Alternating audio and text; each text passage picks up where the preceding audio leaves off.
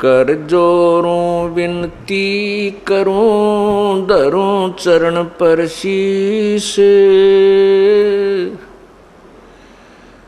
गुरु राम देवानंद जी महाराज ने दियो नाम बख्शीश।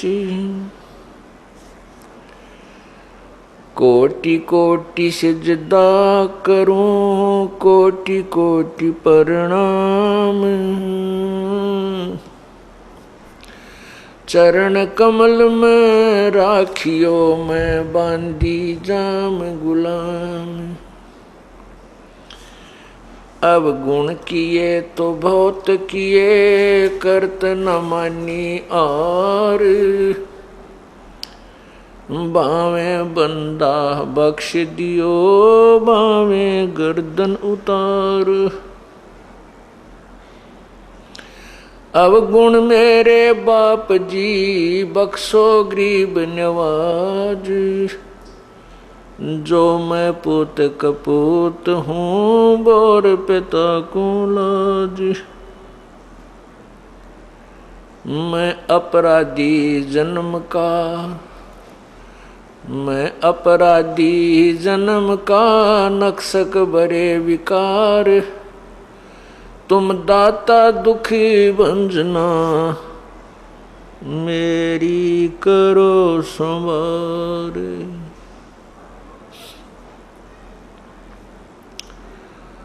गुरु जी तुम ना भूलियो, चाहे लाख लोग मिल जाएं। हमसे तुमको बहुत है, तुमसे हमको नहीं। तुम्हारे विसारे क्या बने, मैं किसकी शरण में जाऊं।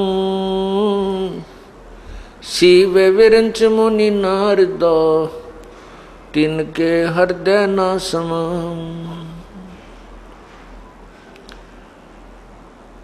कबीर गुरु जी मिलेंगे, पूछेंगे कुशलात। आदि अंत की सब कहूँ, अपने मन की बात। परमपिता परमात्मा सारी सृष्टि के रचनहार कुल मालिक कबीर बंदी छोड़ जी की असीम कृपा से ये 5 दिवसीय संत समागम सत्संग 14 जून सन 2008 को कल प्रारंभ हुआ।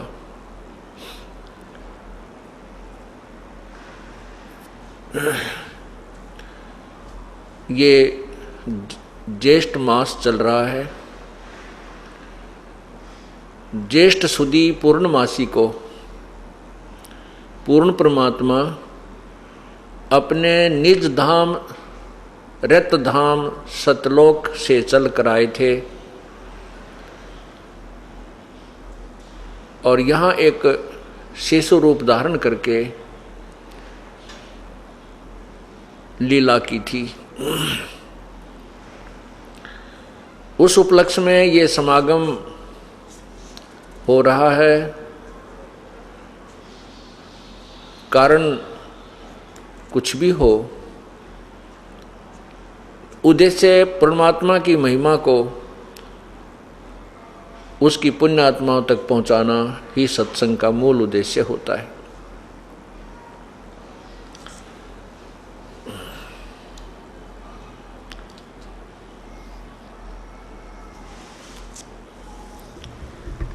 इन 5 दिनों के अंदर आपको ज्ञान कराया जाएगा कि परमात्मा कौन है, कहाँ रहता है, कैसा है, परमात्मा की क्या सचीची है, वो साकार है या निराकार है। ये पूर्ण रूप से आपको प्रमाणों सहित बताया जाएगा।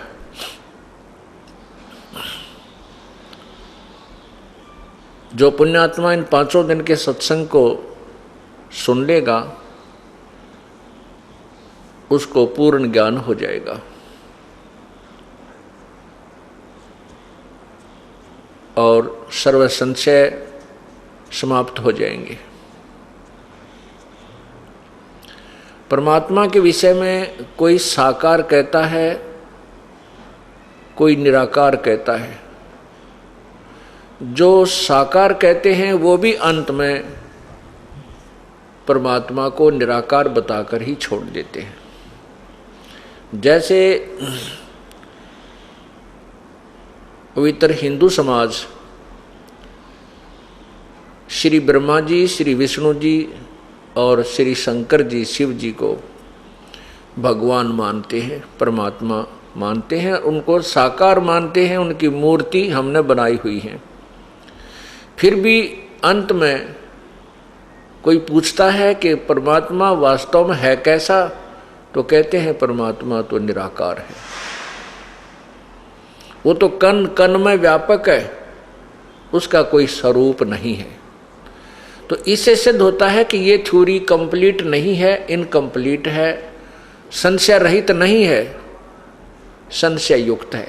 एक तरफ तो हम भगवान को साकार रूप पूज रहे हैं, उनकी मूर्तियां चतुर्भुज रूप में हमारे समक्ष हैं, और फिर अंत में कहते हैं भगवान तो निराकार है। ये निर्णय आपको इन 5 दिन के सत्संग से हो जाएगा, परमाणु सहित हो जाएगा, आप बिल्कुल निसंशय हो जाएंगे। जब तक हमारा संशय दूर नहीं होगा हम भक्ति नहीं कर सकते, हम उस मार्ग पर दृढ़ नहीं रह सकते। आपको कोई भी विचलित कर देता है कि ऐसा नहीं है, वैसा नहीं है, फिर आप इस समस्या से परेशान नहीं होंगे। कोई कुछ भी कहे, आपके हृदय में ये तत्व ज्ञान समा जाएगा। तो इस प्रकार जब तक हम निसंशय नहीं हो जाएंगे, तब तक हम भक्ति मार्ग को दृढ़ता से स्वीकार नहीं कर सकते। परमेश्वर कबीर जी कहते हैं, मामुंडू उस संत की जिससे संशय न जाए। कहते हैं वो संत, धिक्कार है उस संत को जो संशय निवारण ना कर सके। तत्व ज्ञान एक ऐसा ज्ञान है जिससे सब संशय समाप्त हो जाते हैं। परमेश्वर कहते हैं, कबीर और ज्ञान सब ज्ञानड़ी, कबीर ज्ञान सो ज्ञान, जैसे गोला तोब का करता चले मैदान। ये तत्व ज्ञान जो 5 दिन में आपको बताया जाएगा, ये तोब का गोला है, और ये आपके सर्व संशयों को समाप्त कर देगा। इस तत्व ज्ञान से जब आप अन्य संतों के ज्ञान की तुलना करोगे, ऋषि महर्षियों के ज्ञान की तुलना करोगे, वो सब साफ हो जाएंगे और आप स्वयं पहचान सकोगे कि वास्तव में परमात्मा कैसा है और आज तक हमें कैसा ज्ञान प्राप्त हुआ है। आज हम जिस सत्संग को प्रारंभ करने जा रहे हैं वो है परमात्मा, पूर्ण परमात्मा का इस पृथ्वी पर आगमन।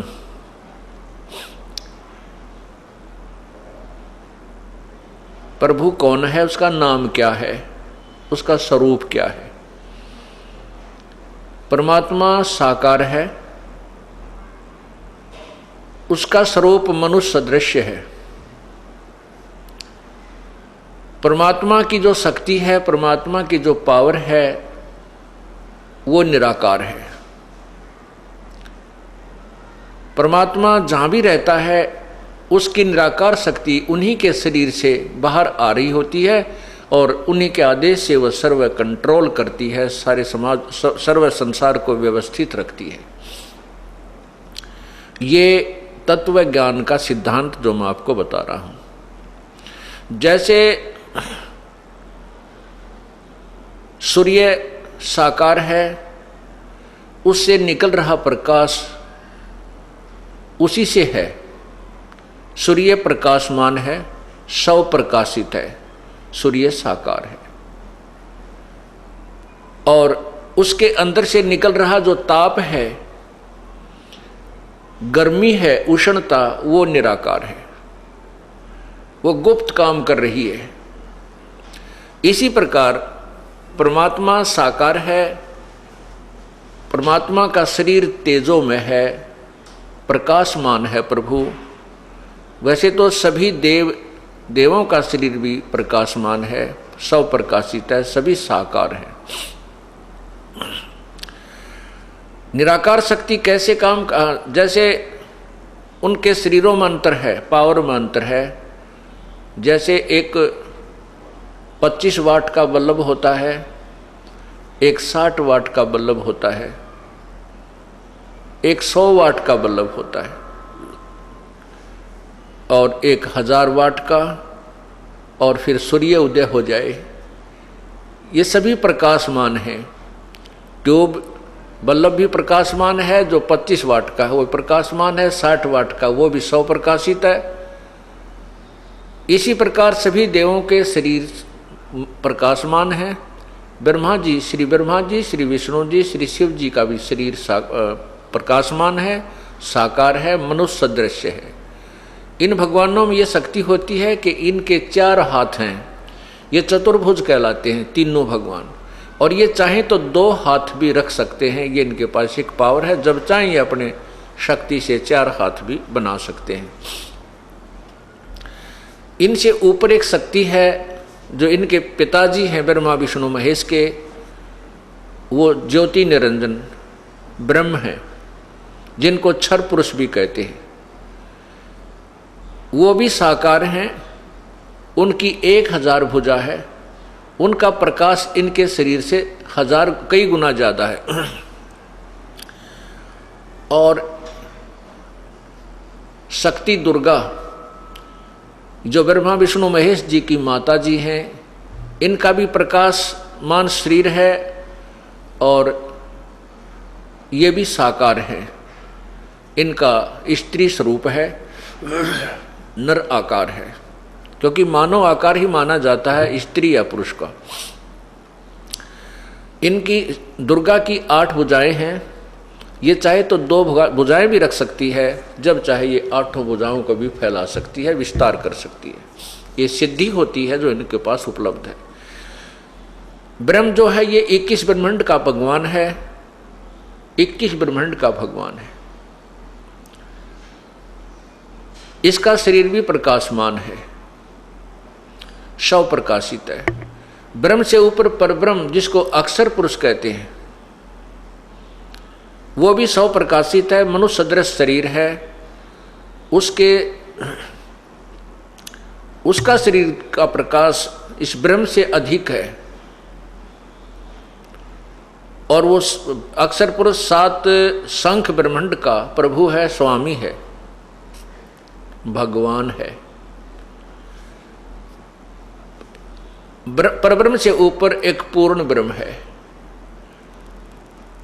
पूर्ण ब्रह्म, वो भी मनुष्य सदृश शरीर युक्त है, तेजोमय शरीर है। उस परमात्मा का यानी पूर्ण ब्रह्म का, परम अक्षर ब्रह्म का शरीर जो है वो इन सब से ज्यादा प्रकाशमान है। उस पूर्ण परमात्मा को सत्य पुरुष भी कहते हैं। उसी परमात्मा ने अपने अन्य 3 रूप और बना रखे हैं, 3 रूपों में और रहता है।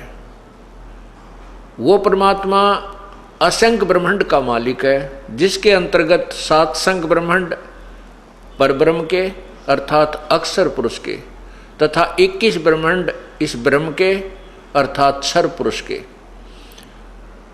और ये सभी तीनों लोग उस परमात्मा के अंतर्गत आते हैं। वो सबका मालिक है, कुल मालिक है, वो सत्य पुरुष है। वो परमात्मा सत्यलोक में रहता है, उसका निवास, उसकी राजधानी सत्यलोक है, और बाकी उसका देश है, बाकी उसके सब ब्रह्मांड उसी का राज्य साम्राज्य है। अन्य जो भगवान है वो उसी के अंतर्गत आते हैं। सतलोक में पूर्ण परमात्मा रहते हैं, उससे ऊपर 3 लोक और हैं। अलख लोक, उसके ऊपर अगम लोक, और सर्वोच्च स्थान जो है वो अनामी लोक, अकय लोक कहलाता है। वो पूर्ण परमात्मा परम अक्षर ब्रह्म ही अन्य 3 रूपों में ऊपर रहता है, भिन्न भिन्न रूपों में 4 स्थानों पर वही रहता है, सतलोक में, अलखलोक में, अगम लोक और अकय लोक में। उसी परमात्मा के प्रत्येक लोक में उपमा के नाम भिन्न भिन्न हैं। जैसे अपने देश के प्रधानमंत्री जी अपने पास कई विभाग रख लेते हैं, तो जिस भी विभाग के वो दस्तावेजों पर वे साइन करते हैं वहाँ पर वो अपने आप को मंत्री लिखते हैं। उस समय उनकी पावर प्रधानमंत्री से कम होती है, मनुष्य वही होता है, व्यक्ति वही होता है। इसी प्रकार परमात्मा की स्थिति को समझने के लिए हमने यहाँ के एग्जाम्पल, यहाँ के उदाहरणों का सहारा लेना पड़ेगा। अब साकार परमात्मा, प्रत्येक प्रभु साकार है। अब जैसे प्रत्येक प्रभु साकार है, श्री ब्रह्मा, श्री विष्णु, श्री शिव जी, ये एक एक विभाग के मंत्री हैं। श्री ब्रह्मा जी रजगुण विभाग के, श्री विष्णु जी सतगुण विभाग के और श्री शिव जी तमोगुण विभाग के मालिक हैं। एक ब्रह्मांड में 3 लोक बने हैं और इन 3 लोकों में एक एक विभाग के ये स्वामी हैं, ब्रह्मा विष्णु महेश जी।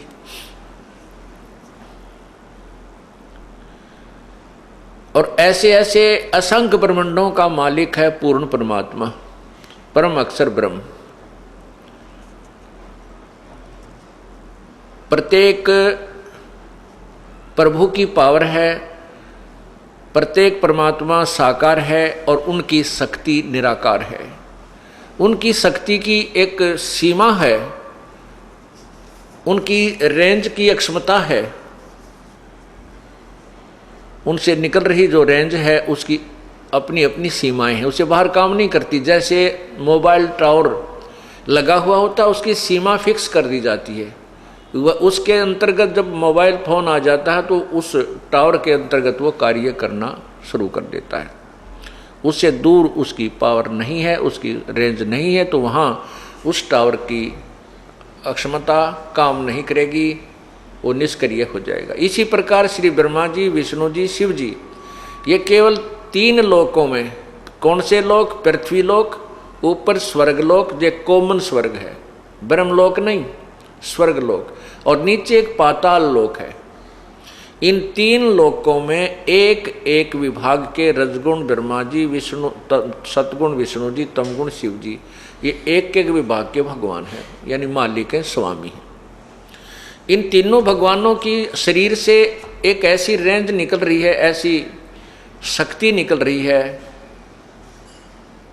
जो यहाँ उनके अंतर्गत रहने वाले इन प्राणियों को प्रभावित करती है। इस मनुष्य शरीर को, जीव शरीर को मोबाइल समझो। इस मोबाइल में जौन सा भी टावर का क्षेत्र, तीनों टावरों की वहाँ कॉमन रेंज होती है, और जिस भी टावर का वो कार्ड होता है उसी की रेंज उसमें काम करने लग जाती है। टावर साकार है लेकिन उससे निकल रही वह शक्ति निराकार है।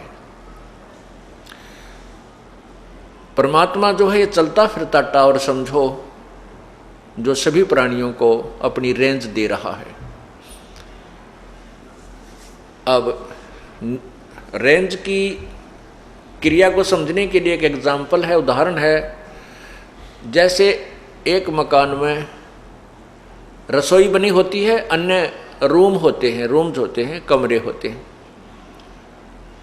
रसोई में छोंक लगाया जाता है सब्जी को, और वहाँ से मिर्चों की जो रेंज है, मिर्च की जो निराकार जो शक्ति है, प्रभाव है, वो अन्य कक्षों में, अन्य कमरों में जाकर के भी छीकम छीक कर देता है। मूल वस्तु साकार वस्तु रसोई में है, उसकी निराकार शक्ति ने दूसरे कमरों में बैठे व्यक्तियों को भी अपना प्रभाव दिखा दिया, जिससे उनको छींकें आने लगी। ठीक इसी प्रकार ये तीनों परमात्मा ब्रह्मा विष्णु महेश अपने अपनी रेंज युक्त, अपने अपने गुण युक्त जहाँ भी रहते हैं, चाहे अपने लोक में रहें चाहे अन्य लोक में घूमें, उनके शरीर से निकल रही रेंज प्रॉपर काम करती रहती है। उसी के प्रभाव से ये यहाँ व्यवस्था बनी हुई है। श्री ब्रह्मा जी के रजगुण निकल रही उसकी रजगुण रेंज से यहाँ प्राणी उत्तेजित होते हैं, संतान उत्पत्ति करने के लिए विवश हो जाते हैं। ये जीव के बस की बात नहीं है, ये तो एक कठपुतली है, एक यंत्र है, और इन भगवानों की पावरों से ये चलता रहता है। ये कोई यहाँ पर ये जीव विवश है, संतान उत्पत्ति अवश्य करेगा, ये इसके बस की बात नहीं है। कारण क्या है, इसके पीछे ऐसा क्यों हमें क्यों विवश किया जा रहा है, ये इस 5 दिन के सत्संग में आपका क्लियर समझ में आ जाएगा, आपको स्पष्ट हो जाएगा। दूसरे भगवान विष्णु जी हैं, सतगुण युक्त हैं। सतगुण के प्रभाव से हम एक दूसरे के साथ प्रेम करते हैं, जैसे भाई बहन का प्यार, माँ बेटा का प्यार, पिता पुत्र का प्यार, रिश्तेदारी में लगाव, और संपत्ति के अंदर संपत्ति में मोह। ये जो मोह है, जो सतीथी हमें यहाँ पर टिकाए रखता है, सतीथी बनाए रखता है, ये भगवान विष्णु जी के सतोगुण का प्रभाव है।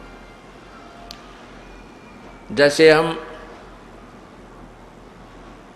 अपने पुत्रों से, अपनी पत्नी से, अपनी संपत्ति से कितना लगाव रखते हैं, ये हमारे बस की बात नहीं है, ये जीव के बस की बात नहीं है, क्योंकि जीव एक यंत्र है, एक मशीन है, और ये इसीलिए इसी अकॉर्डिंग बनाया गया है, इसी की व्यवस्था ऐसी की गई है कि ये रेंज इसमें काम करें पूर्ण रूप से, ये शक्ति काम करे अपनी अपनी रेंज के आधार पर। तो इस प्रकार भगवान विष्णु जी के सतोगुण से ये प्राणी इस संसार में इतना जबरदस्त मोहित रहता है, संपत्ति के लिए चिपका रहता है, अपने पुत्रों की, माता पिता का आपस में जो प्रेम है ये बना रहता है, जिससे यहाँ एक व्यवस्था बनी रहती है। ये यहाँ पर आवश्यक भी है, क्योंकि अगर ऐसा ना हो तो यहाँ बहुत बुरा हाल हो जाए, कोई भी ना रहे संसार में। अगर हमारा मोह ममता आपस में ना फंसा रहे, कोई नहीं रहे संसार में, क्योंकि ये सुनियोजित व्यवस्था है इस काल भगवान की। ये बना किस लिए रखा है, ये किया किस लिए है, ये हम आपको बताएंगे आने वाले सत्संग में। अब तीसरा भगवान है शिव जी। उनके अंदर तमोगुण है, वो पूर्ण रूप से तमोगुण है। उनके शरीर से निकल रहे तमोगुण के प्रभाव से ये प्राणी इतना कुपित हो जाता है, एक दूसरे को मार डालता है, काट देता है, ना जाने कितने जुल्म ढा देता है। ब्रह्मा विष्णु महेश जी के पूज्य पिताजी ज्योति निरंजन हैं, क्षर पुरुष हैं, काल है, जिसको काल कहा जाता है। इस काल भगवान ने ये सारे तीनों अपने 21 ब्रह्मांडों में व्यवस्था बना रखी है। सतीथि, उत्पत्ति, सतीथि और संहार। जन्म, फिर यहाँ सतीथि बनाए रखना और फिर मृत्यु करना, इन तीनों पुत्रों के माध्यम से अपना सारा कार्य करवा रहा है। क्यों करवा रहा है, क्या उद्देश्य है इसका ऐसा?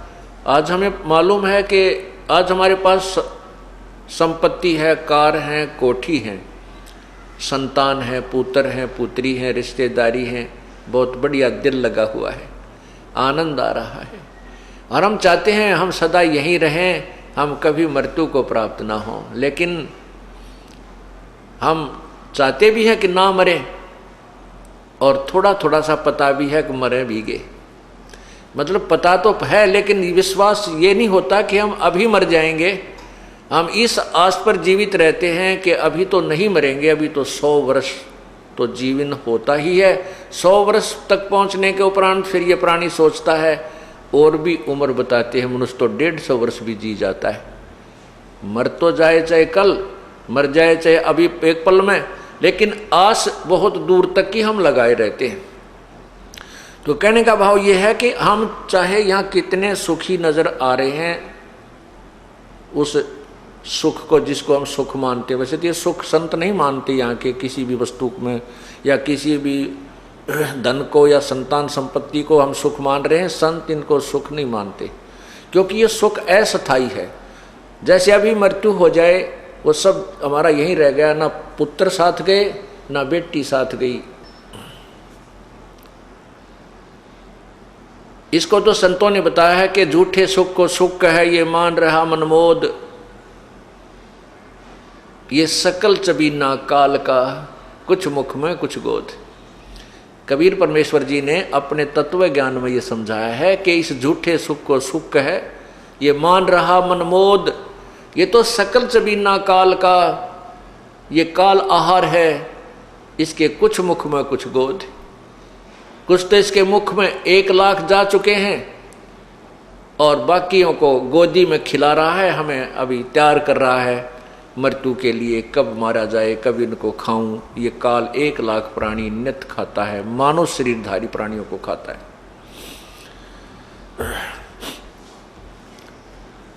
अब जैसे हम यहां पर नहीं चाहते कि मरे, परमात्मा जब हमारी मृत्यु करता है वो अपनी शक्ति का पावर करता है, यानी शंकर भगवान को ड्यूटी दे रखी है, उसके अंदर एक गुण भर दिया है तमोगुण, वो हमारा संहार करता है, बाई फोर्स करता है, जबरदस्ती करता है। हम मर के कति राजी को नहीं, कति प्रसन्न नहीं है। ऐसा क्यों है? हमें ये मालूम है कि यहां ना कोई रहा ना रहेगा, और फिर भी हम मरना नहीं चाहते, क्योंकि ये हमने अच्छा नहीं लगता और अच्छा है भी नहीं। जब हमारी मृत्यु होनी है और उसका कोई निश्चित समय भी को नहीं, आज मर जाए या कल मर जाए, 1 पल के बाद 1 सेकंड में एक्सीडेंट में मृत्यु हो जाती है। जो व्यक्ति घर से निकला, गाड़ी में सफ़र कर रहा है या अपनी गाड़ी ले रखी है और जा रहा है किसी उद्देश्य से, उसके मन में सैकड़ों कल्पनाएं होती हैं, इच्छाएं होती हैं, वहाँ जाऊँगा, वहाँ से ये करके आऊँगा, और पता नहीं वापस आएगा कि नहीं आएगा। और फिर भी हम इस भूल भुलैया में उलझे रहते हैं। ये हम नहीं, ये काल भगवान ने हमें इतना विवश कर रखा है कि हमारे कोई चारा नहीं है। हम देखते हैं कि वो एक्सीडेंट में एक ही परिवार के 2 सदस्य मर गए बेचारे। कुछ दिन हम दुख मानते हैं अगर कोई निजी व्यक्ति हमारे आसपास का या घर का सदस्य चला जाता है, बाद में फिर हम विवश हैं, हम भी फिर उसी सफ़र पर चल रहे होते हैं। ये हमारी व्यवस्था है, बस की बात नहीं। तो हम नहीं मरना चाहते। क्यों नहीं चाहते? जब पता है कि हमारी मृत्यु निश्चित है और ये संसार छोड़ के जाना पड़ेगा, फिर भी यहाँ से मोह नहीं हटता। ये तो आपको बता दिया कि हमारे आपके बस की बात नहीं है।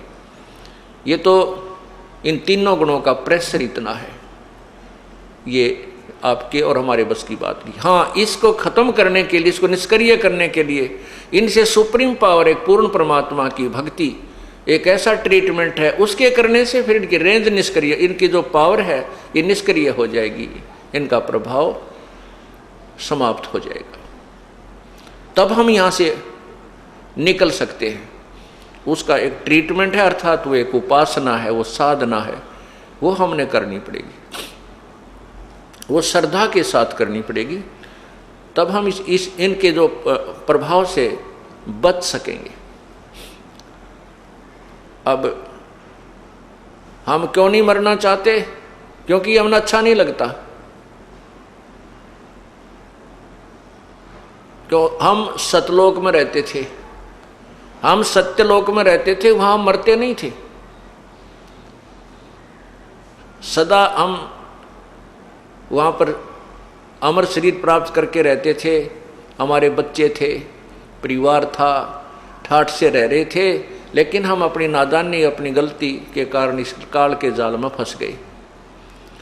अब हमें वो स्वप्न याद आते हैं, वो हमारे अंदर, वो हमें याद है कि हम मरते नहीं थे, मरना नहीं चाहिए, लेकिन यहाँ का नियम है कि जो जन्म हुआ है उसकी मृत्यु अवश्य होगी। यहाँ ब्रह्मा, विष्णु, महेश जिनको हम भगवान मानकर पूजा करते थे, इनकी भी जन्म और मृत्यु होती है, ये भी अमर नहीं है। देवी भागवत 3 स्कंद अध्याय 4 और 5 में आपको दिखाएंगे, इसी सृष्टि रचना जब शुरू करेंगे आपको समझाने की, उसमें स्पष्ट लिखा है कि दुर्गा इन ब्रह्मा विष्णु महेश की माता है, ज्योति निरंजन ये ब्रह्म इनका पिता है, और ब्रह्मा विष्णु महेश तीनों स्वीकार करते हैं कि हमारा तो जन्म मृत्यु होता है, हम अविनाशी नहीं। अब हम सतलोक में वापस जाने की तैयारी कर रहे हैं, जहाँ पर ना कोई कष्ट है, ना कोई रोग है, ना कोई गर्मी है, ना कोई फ्लड आती है, ना कोई महामारी आती है, न कोई वहाँ पर अकाल गिरता है, वहाँ सदा सुख रहता है। सदा सुख, उसको सुख सागर कहते हैं। शंखों लहर मेर की उपज कहर नहीं जा कोई, दास गरीब अचल अविनाशी सुख का सागर सोई। शंखों लहर मेहर की उपजे कहर नहीं जा कोई। आप देखते हो यहाँ पर कई बार हृदय में इतनी दया भर जाती है, इतनी दया भर जाती है कि शत्रु भी शत्रु नजर नहीं आता, महसूस नहीं होता, उसके प्रति भी एक प्यार उमड़ आता है। क्यों झगड़ा करते हैं, किस लिए करते हैं, लेकिन वो रहती है अक्षण मात्र ही, कुछ ही देर के बाद वो लहर समाप्त हो जाती है, वो हिलोर चली जाती है, फिर वही अकड़, वही नो की नो गुस्सा, वही अंदर से बकवादें प्रारंभ हो जाती हैं। तो भगवान बताते हैं कि उस सतलोक में ऐसी मेहर की लहर शंखों पल पल यही निकलती हैं, वहाँ कहर की लहर नहीं है।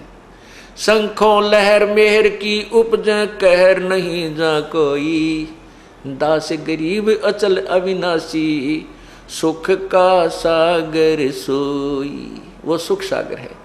जैसे समुद्र में, सागर में जब जहाज बीच में पहुंच जाता है, अन्य वस्तु नजर नहीं आती, केवल जल दिखाई देता है, सर्वत्र सागर ही होता है। इसी प्रकार वो परमात्मा का सतलोक सुख सागर है, सुख सागर, वहाँ सुख ही सुख है, सुख ही सुख है। जैसे पानी में, समुद्र में दूसरी चीज होती ही नहीं, ऐसे ही सतलोक में सुख के अतिरिक्त कोई वस्तु है ही नहीं, कोई और पीड़ादायक कोई भी वस्तु नहीं है, कोई भी पदार्थ नहीं है, और न ही कोई ऐसा जीव है। अब वो परमात्मा पूर्ण ब्रह्म, सारी सृष्टि का रचनहार, कुल मालिक,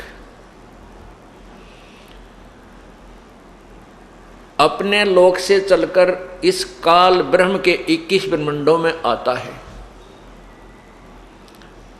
वो किस लिए आता है, क्यों आता है, इसका एक सीधा सा उदाहरण तो ये बताएंगे। जैसे महाराजा होता है, उसके अंतर्गत सैकड़ों राजा हुआ करते थे, जो पूरी पृथ्वी का शासक होता था, जिसको चक्रवर्ती राजा कहते थे। वो अन्य स्थानों पर जाता था कि उस अक्षेत्र का, उस नगरी का राजा कोई अन्याय तो नहीं कर रहा, प्रजा को पीड़ित तो नहीं कर रहा है। अगर ऐसा वो कर रहा है तो उसको मैं फिर जनता को राहत दूंगा। एक तो उद्देश्य ये होता है। अब इसी प्रकार पूर्ण परमात्मा इस काल के ब्रह्मांडों में आता है। यहाँ की जनता जब हाहाकार मचा देती है, यहाँ के जीव तड़फने लगते हैं, तब वो परमात्मा या तो स्वयं आता है या फिर कोई अपना दास अपनी पावर युक्त, अपनी कुछ पावर उसमें डालकर भेज देता है, अर्थात उसको कुछ शक्ति प्रदान करके भेजता है, जो पुण्य आत्माओं को सुख प्रदान करता है, उसी प्रभु के आदेश और शक्ति से। अब वो परमात्मा पूर्ण ब्रह्म चारों युगों में आते हैं। और यहाँ का जो राजा है, यहाँ 21 ब्रह्मांड का जो प्रभु है वो ब्रह्म है। पुण्यात्माओं, ये आपको तत्व ज्ञान ऐसा रटवा दूंगा, उंगलियां पे याद हो जाएंगे आपके, ये ब्रह्म के है, पर ब्रह्म क्या है, पूर्ण ब्रह्म क्या है, ब्रह्मा विष्णु महेश की कितनी पावर है। हमने ब्रह्मा विष्णु महेश को कभी बुरा नहीं कहा और ना ही ये बुरे हैं। हम तो ये कहते हैं कि तीनों देवा दिल में बसे ब्रह्मा विष्णु महेश, और प्रथम इनकी वंदना पर सुन सतगुरु उपदेश। ये हमारे प्रभु हैं, हम इस काल के लोक में रह रहे हैं, लेकिन हम इनकी सतीथि बताते हैं, इनकी पावर से आपको परिचित कराते हैं। जैसे एक स्टेट का मंत्री, एक राज्य का मंत्री, एक प्रांत का मंत्री होता है, उसकी पावर होती है, उसमें भी शक्ति होती है, लेकिन वो प्रधानमंत्री के बराबर नहीं होता। हमने यही गलती कर रखी है कि एक स्टेट के मंत्री को हमने प्रधानमंत्री मान रखा है। ये अज्ञानता है, इसको तत्व ज्ञान से हमने समझना है। ब्रह्मा विष्णु महेश एक मंत्री हैं, एक एक विभाग के, और एक ब्रह्मांड में, एक प्रांत में। इस काल भगवान के 21 प्रांत हैं। ये मुख्य, यहाँ का मुख्यमंत्री है, समझ लो 21 प्रांतों का। वैसे तो प्रांतों, क्योंकि उदाहरण देने के लिए कुछ हमने अलग से, वास्तविकता से कुछ भिन्न बेशक हो, लेकिन समझने के लिए काफ़ी होती है।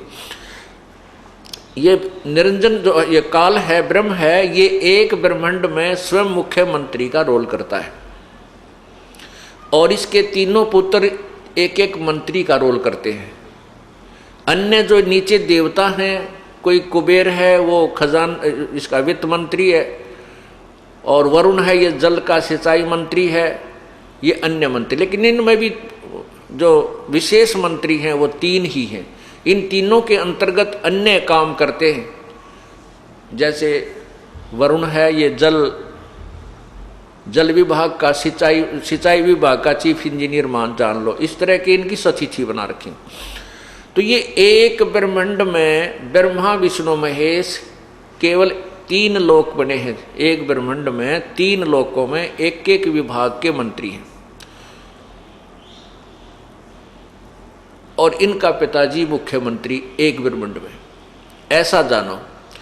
और इन ब्रह्म से ऊपर परब्रह्म, परब्रह्म से ऊपर एक पूर्ण ब्रह्म। पूर्ण ब्रह्म जो है वो सारी सब ब्रह्मांडों का मालिक है, कुल का मालिक है। उसको परम अक्षर ब्रह्म भी कहते हैं।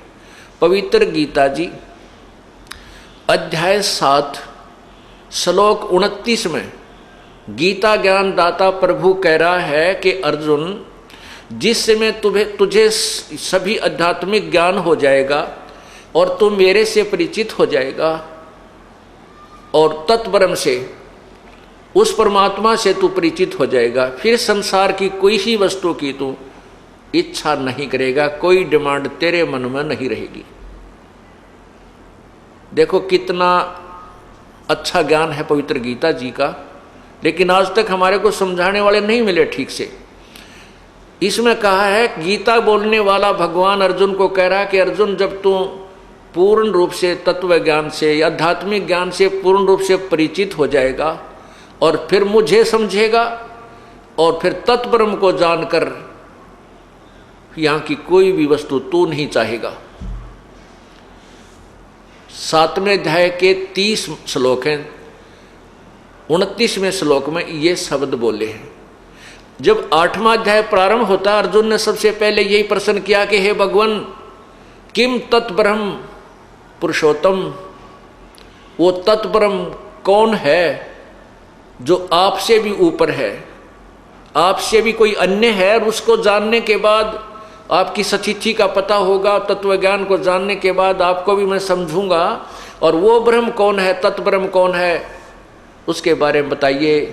गीता ज्ञान दाता ने, गीता बोलने वाले प्रभु ने गीता जी के 8वें अध्याय के 3रे मंत्र में श्लोक में कहा है, वो परम अक्षर ब्रह्म है, वो परम अक्षर ब्रह्म है। यानी गीता बोलने वाले परमात्मा भगवान से कोई और परमात्मा है, उसके विषय में गीता ज्ञानदाता कह रहा है, वो परम अक्षर ब्रह्म है। 8वें अध्याय में ही फिर आगे चल के 5वें और 7वें श्लोक में गीता ज्ञानदाता भगवान अपने बारे में कह रहा है कि मेरी भक्ति कर, मुझे ही प्राप्त होगा। और 8वें अध्याय के 8, 9, 10 श्लोक में लिखा है कि जो व्यक्ति उस तत्व ब्रह्म यानी परम अक्षर ब्रह्म की साधना करता है, अंतिम श्वास तक उसकी पूजा करता हुआ शरीर छोड़कर जाता है, उस परम दिव्य पुरुष सूर्य सदृश पर प्रकाशमान उस परमात्मा को प्राप्त हो जाता है। ये अपने पवित्र गीता जी का अनमोल ज्ञान है। अब वो परम अक्षर ब्रह्म वो सारी सृष्टि का मालिक है। उसी के लिए गीता अध्याय नंबर 18 के मंत्र 62 में कहा है गीता ज्ञानदाता ने कि अर्जुन तू सर्वभाव से उस परमेश्वर तत्व ब्रह्म की शरण में जा, परम अक्षर ब्रह्म की शरण में जा, उसकी कृपा से ही तू परम शांति और शाश्वत स्थान अर्थात सतलोक को प्राप्त होगा। शाश्वत स्थानम, शाश्वत माने सदा रहने वाला यानी अविनाशी, स्थान माने धाम, लोक, सत्यलोक को प्राप्त हो जाएगा। उस परम अक्षर ब्रह्म के ज्ञान को समझने के लिए, परम अक्षर ब्रह्म को प्राप्त करने वाली विधि को प्राप्त करने के लिए गीता जी अध्याय नंबर 4 के मंत्र 34 में कहा है कि उन तत्वदर्शी संतों की खोज कर उनको दंडवत प्रणाम कर, विनम्र भाव से कपट छोड़कर प्रसन्न कर, फिर वो तत्वदर्शी संत तुझे उस परम पिता के पाने की विधि बताएंगे। गीता ज्ञानदाता कह रहा है कि उस परम अक्षर ब्रह्म के विषय में मुझे ज्ञान नहीं है, वो उसकी प्राप्ति की विधि मुझे मालूम नहीं है, उसके लिए कोई तत्वदर्शी संत उसी प्रभु का भेजा हुआ आएगा, उस तत्वदर्शी संत को खोजना। वो तत्वदर्शी संत होगा कैसा, उसकी क्या पहचान है? पवित्र गीता अध्याय नंबर 15 के प्रथम मंत्र में ही स्पष्ट कर दिया है कि वो उसकी क्या पहचान होगी उस तत्वदर्शी संत की, कि वो उस संसार रूपी उल्टे लटके हुए वृक्ष के का पूर्ण विस्तृत विवरण देगा। स वेदवित वो तत्वदर्शी संत होगा। उस परमात्मा ने, पूर्ण ब्रह्म ने स्वयं ही एक भूमिका की थी तत्वदर्शी संत की। स्वयं ही वो भगवान है, स्वयं ही संत बनकर आते हैं, स्वयं ही एक अच्छे भक्त की भूमिका करके हमें उदाहरण देते हैं कि बेटा ऐसे ऐसे रहना जैसे मैं रह रहा हूं। उस परमात्मा ने, उस तत्ब्रह्म ने, परम अक्षर ब्रह्म ने आकर के आप ही तत्वदर्शी संत की भूमिका निभाई थी। उसके बाद उन्हीं के ज्ञान से इस दास को वो तत्व ज्ञान प्राप्त हुआ है और तत्वदर्शी संत की पदवी उसी परमात्मा ने इस दास को दी है। तो उस परमेश्वर ने, उस परम अक्षर ब्रह्म ने, सतपुरुष ने, कबीर परमेश्वर ने आकर के आज से 600 वर्ष पूर्व सवसम वेद यानी कबीर वाणी का के माध्यम से हमें यह ज्ञान दिया था। क्या कहा था? अक्षर पुरुष एक पेड़ है निरंजन वाकी डार, अक्षर पुरुष एक पेड़ है निरंजन वाकी डार, तीनों देवा शाखा है भाई पात रूप संसार। अक्षर पुरुष एक पेड़ है, निरंजन वाकी डार और तीनों देवा शाखा है, ये पात रूप संसार। कितना प्यारा ज्ञान दिया गीता जी में, और स्पष्ट कर दिया है कि वो तत्वदर्शी संत कैसा होगा। इस उल्टे लटके हुए संसार रूपी वृक्ष का यानी पूर्ण विवरण बताएगा। उसके तना क्या है, कौन है, जड़ कौन है, तना कौन है, और वो डार कौन है, फिर वो शाखाएं, तीनों शाखा क्या हैं, और संसार रूपी वृक्ष कौन है। तीनों गुण, रजगुण ब्रह्मा, सतगुण विष्णु, तमगुण शिवजी रूपी तो शाखाएं हैं। नीचे जो जड़ है, मूल है उस वृक्ष की, यानी संसार जहाँ से चला है, जिससे प्रवृत्त को प्राप्त हुआ है, वो मूल है, वो पूर्ण परमात्मा परम अक्षर ब्रह्म है। एक वृक्ष की जो जड़ होती है वो जमीन के अंदर हिडन होती है, गुप्त होती है, प्रोक्ष होती है, और उससे बाहर तना होता है। तना नीचे जो जड़ है वो तो परम अक्षर ब्रह्म जानिए, और जमीन से बाहर तुरंत जो मोटा हिस्सा भाग होता है वृक्ष का, उसको तना कहते हैं, उसको अक्षर ब्रह्म अर्थात पर ब्रह्म जानिए। और फिर ऊपर जाके शाखाएं, मोटी मोटी डार निकलती हैं, उनमें से एक डार को ज्योति निरंजन ब्रह्म क्षर पुरुष जानिए। उसी क्षर पुरुष एक ब्रह्म के आगे जाके 3 शाखाएं बन जाती हैं। उन तीनों शाखाओं को रजगुण ब्रह्मा, सदगुण विष्णु, तमगुण शिवजी, तीनों गुण रूपी शाखा जानिए। अब पुण्यात्माओं, इस संसार रूपी वृक्ष में एक दूसरे से जो भाग हैं ये एक दूसरे से संबंधित हैं, जुड़े हुए हैं।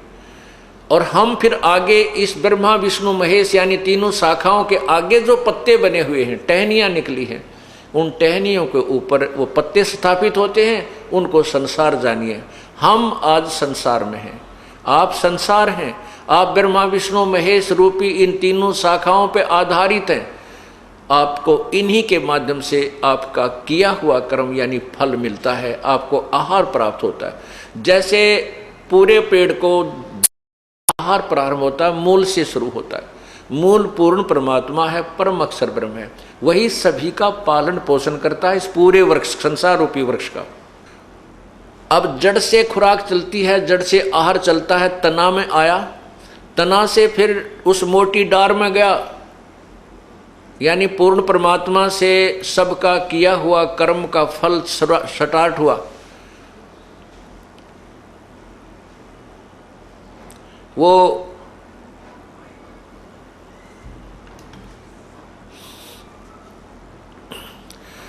जैसे जड़ से मूल से वृक्ष को आहार मिलता है। अब मूल कौन है? ये पूर्ण ब्रह्म, परम अक्षर ब्रह्म। इससे सबको किया हुआ कर्म वहां से प्रारंभ होता है, तना में आता है यानी परब्रह्म के पास आया, परब्रह्म से फिर ब्रह्म के पास यानी डार में आया, डार से फिर वो खुराक आहार, मोटी डार से फिर तीनों शाखाओं में ब्रह्मा विष्णु महेश में आया, ब्रह्मा विष्णु महेश से आगे फिर हमें प्राप्त हुआ। ये वृक्ष के एक हिस्सा है ब्रह्मा विष्णु महेश, इनको हम अलग नहीं कर सकते, इनको हम बुरा नहीं कह सकते। जैसे कई अनजान लोग हमारे ज्ञान को नहीं समझते, वो कहते हैं कि ये संत ब्रह्मा विष्णु महेश को नेग्लेक्ट करता है। ये नेग्लेक्ट हो ही नहीं सकते, ये तो हमारा अभिन्न अंग है। जब तक हम इनके अंतर्गत हैं, हम यहाँ इनके अधीन हैं। ये यहाँ के 3 लोक के एक के विभाग, 3 लोक में एक के विभाग के मालिक हैं, मंत्री हैं, और हम इनकी प्रजा हैं। हम इनको नेग्लेक्ट नहीं कर सकते, हम इनके विधान से बाहर नहीं हो सकते, इनके अंतर्गत हमें रहना होगा। और लेकिन इस ज्ञान को समझना पड़ेगा, इनकी कितनी पावर है, ये हमें कितना राहत दे सकते हैं। अक्षर पुरुष यानी पूर्ण परम अक्षर पुरुष, परम अक्षर ब्रह्म से आहार चला, वो फिर तना यानी परब्रह्म में, फिर ब्रह्म में, डार से फिर तीनों शाखाओं में, शाखाओं से आगे हम पत्तों में, इस संसार रूपी पत्तों में ऐसे आहार यानी किया हुआ कर्म हमें इस प्रोसीजर से, इस प्रकार हमें कड़ी से मिलता है। तो इसमें कोई भी भगवान, किसी भी परमात्मा को हम अवॉइड नहीं कर सकते। प्रभु को स्वामी है ये हमारे, लेकिन हमने मूल ज्ञान को समझना है कि ये इन सबको भी पालन करने वाला कौन है, ये भी किस पर आधारित है। अब इसी का ज्ञान, इसी का प्रमाण इसी अध्याय नंबर 15 के, गीता जी के अध्याय नंबर 15 के 1 से लेकर 4 में तो ये निर्णय दे दिया कि वो संत पूर्ण, जो पूर्ण संत तत्वदर्शी संत होगा, ये ज्ञान बताएगा, संसार रूपी वृक्ष के प्रत्येक भाग का भिन्न भिन्न विवरण बताएगा। और फिर कहा कि जब तत्वदर्शी संत मिल जाए, 15वें अध्याय के 4थे श्लोक में बताया है कि जब तत्वदर्शी संत मिल जाए तो उस तत्व ज्ञान के आधार से इस संशय रूपी इस वृक्ष को काट के, संशय रूपी वृक्ष तत्व ज्ञान रूपी शस्त्र से अज्ञान रूपी इस वृक्ष को काटकर उसके पश्चात उस तत्व, उस परम धाम को, उस परम पिता परमेश्वर की खोज करनी चाहिए, जहां पर जाने के बाद संसार में लौटकर प्राणी नहीं आते। गीता जी अध्याय नंबर 15 के श्लोक 4 में निर्णय दिया है कि जब 3 और 4 में ये निर्णय दिया है कि जब तत्वदर्शी संत मिल जाए उस तत्व ज्ञान रूपी शस्त्र से अज्ञान रूपी उस वृक्ष को जो आपके अंदर घर कर चुका है उसको समाप्त करके, यानी उस पूर्ण रूप से संसार रूपी वृक्ष को समझकर उसके पश्चात उस परमेश्वर के उस परम पद, परमेश्वर के उस परम पद की खोज करनी चाहिए, जहाँ जाने के बाद संसार में साधक संसार में लौट कर नहीं आते। और ये गीता ज्ञान दाता भगवान कहता मैं भी उसी की शरण में हूं।